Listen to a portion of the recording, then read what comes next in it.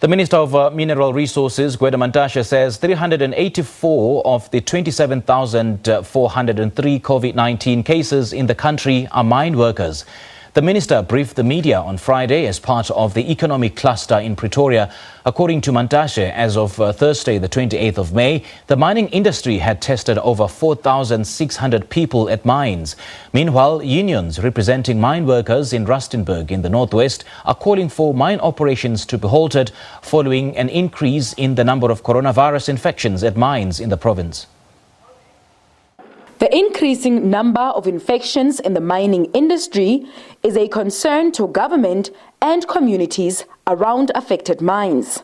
Metal Workers Union NUMSA says production should be halted to prioritize safety. The only best way to solve this problem is to actually close the mines and do a proper assessment around the mines. What exactly are the mines doing? Because for us, we understand Rustenburg is the center of all the mines, and the risk of the spread is very high. But the National Union of Mine Workers does not agree on halting operations. Let us put in safety measures with a partial operation of mines so that the workers can continue to live to earn a living, and therefore put in place proper safety measures and make sure that as a trade union we ensure compliance in terms of safety regulations. Local communities fear possible infections. We are all scared because we don't know what is it that we are going to do. We are requesting the mine to check us all before we return back to work.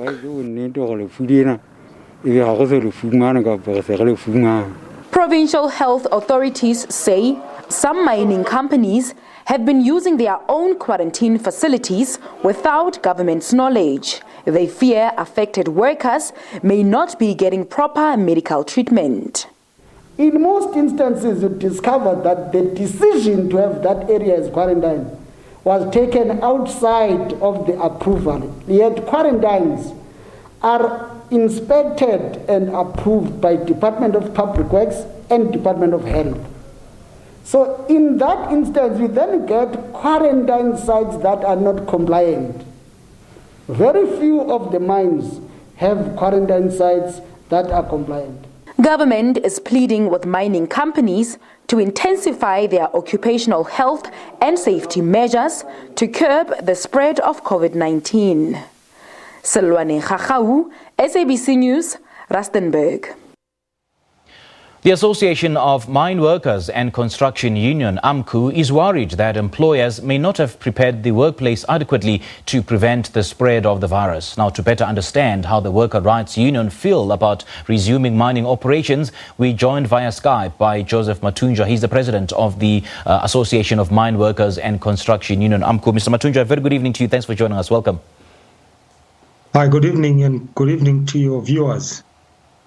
We know that AMCU has expressed dissatisfaction at the level, or rather at the strides that mining companies have taken insofar as ensuring health and safety at the workplaces as the mining industry reopens, or rather prepares to reopen. Just where are the mining companies in terms of ensuring that all the safety precautions are in place? These mines are differ from mines to mines. Other mines are showing the signs that are really prepared, but some of these mines are not really prepared. But that is beside the point. The point is now we call for the universal testing. I think the issue of screening only, it cannot assist moving forward. You remember, even all these trade unions today that are making their submissions.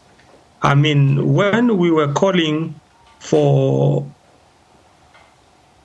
the regulations, these unions were already agreeing with the MRE for the workers to return back to work without any regulated code of practice. We had to drag the MRE to court to have these code of practice and be gazetted.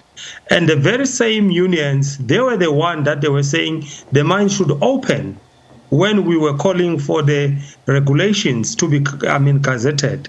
At this point in time, the issue of a screening alone is not sufficient. We call for these mines that all the workers that are at work presently must be quarantined and must be tested, because testing is objective, is not subjective as screening. Without doing such, all these mines will end up being closing down. But for calling for the mines to be closed, I don't think it's a clever idea to close the mines. Where will be the workers getting their next meal at the end of the day? The issue here, how do we save lives? How do we save jobs? How do we save the economy of South Africa? If these mines did listen to AMCU on the 5th of March when we were calling for the urgent coronavirus summit, wouldn't be where we are today. Because these are the issues that AMCU wanted to table to them. Even now, we've been calling for the testing. They are very hesitant because testing is expensive for them. It's about profit.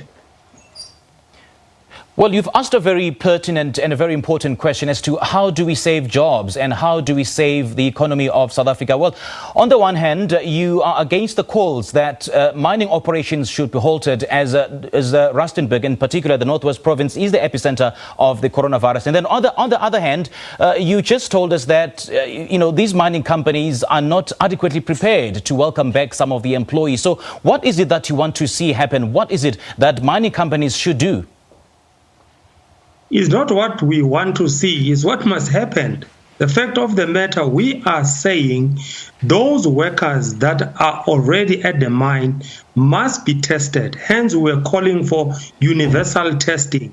And for those that are still coming, they shouldn't only be screened, but they must be tested.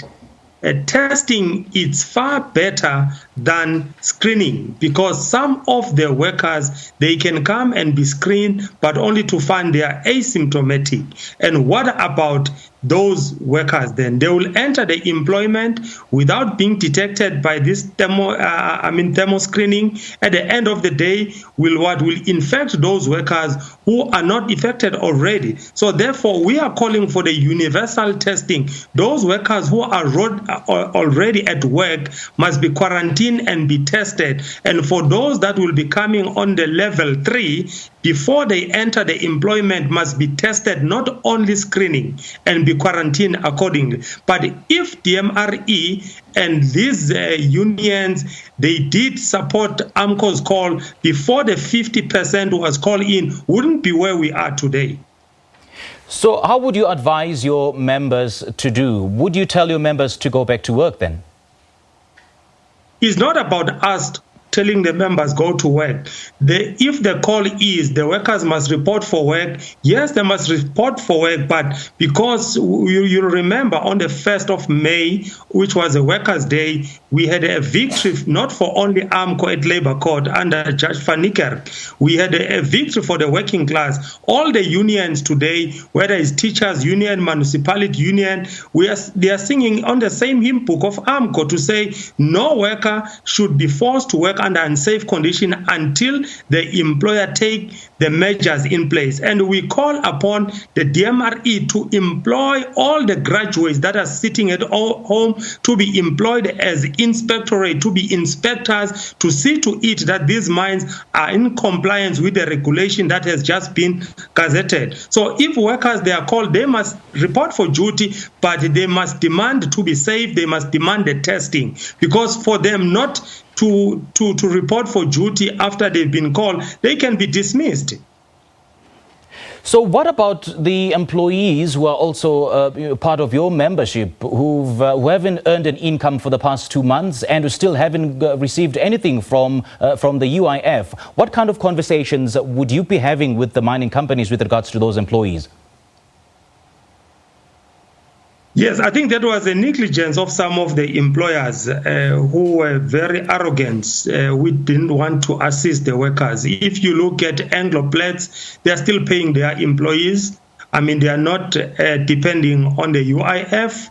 And also Anglo Gold Ashanti has been paying their employees without waiting for the UIF. So are those few Baki Brigade's employers that, are very racist, so to say, that they just want to starve people. Hence, we are saying if the workers are called back to work, it is the ball is in the court of the employer. Those workers must be paid, even though they are not called. As from Monday, the 1st, of June, when the level 3, is introduced, is in action, those workers, we deem them to be at work. If they are not called, the employers must pay them. All right, Mr. Mathunjwa, let's talk about, an update with regards to compliance with the set regulations by AMCU, which, of course, necessitated the Department of Labour with a threat of non-compliance with the regulations. And the Department of Labour, we do understand, has threatened the union with deregistration. So how far has the union gone insofar as ensuring that it complies with the regulations?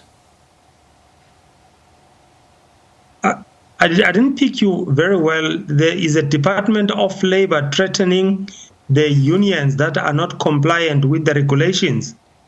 Well, remember that AMCU faced what it called a politically motivated, I would say, threat from the Department of Labour to revoke its union status for non-compliance with the regulations. So, has the union taken upon itself to comply with such regulations? Which regulations? Hi, Mr. Mathunjwa. Sorry, I lost you. You were talking about COVID-19 regulations, and now I don't know which regulations are you referring to now. Yes, it is. It is a totally. Are we still on the same page? It is a different matter, Mr. Mathunjwa. Remember that the Department of Labour. You introduced a new topic now. Yes, it's a different matter, Mr. Mathunjwa. Hello? Hi. Oh, yes, you must come. Yeah. Yeah, because now we are talking about COVID. Now we are talking about a different subject altogether. So you are introducing a different subject of which that I was not called to be interviewed on. Here I was called to be interviewed on the COVID-19 and the preparedness of the companies. So why are you ambushing me now? Well, it is not an ambush, Mr. Mathunjwa. I think it's very important that your patronage, or rather your membership, is brought up to speed with regards to where the union is, with regards to abiding by the regulations. But then, since you're not ready, Mr. Mathunjwa, to tell us more about that particular matter, we'll have to leave it there for now. Thank you so much for joining us this evening. No, thank you very much. But you can invite me and let's discuss those issues, but not just to be hijacked on this important matter of COVID-19. All right, Joseph Mathunjwa is the president of the Association of Mineworkers and Construction Union. He joined us via Skype. We take a break now. We'll be right back. This is The Globe on SABC.